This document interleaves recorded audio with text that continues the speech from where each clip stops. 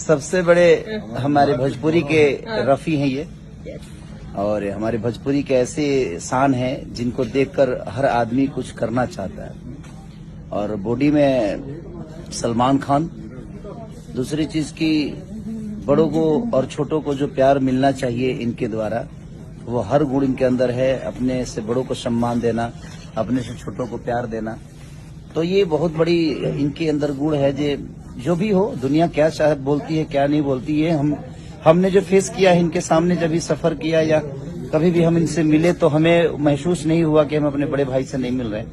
तो ये हमारे लिए प्लस है कि हमारे भोजपुरी को ऐसे एक रत्न है जिस रत्न को पाने के लिए हर आदमी तरसता है, और हमारा ये सौभाग्य है कि हम इनके छोटे भाई हैं। So sweet. तो ये अच्छी बात है, ये सच बोल रहे गाइस। अभी आप भी बोलो, सच बोलो केसारी जी के बारे में। साउथ इंडियन हो? हाँ, okay. I carry it with me. हाँ।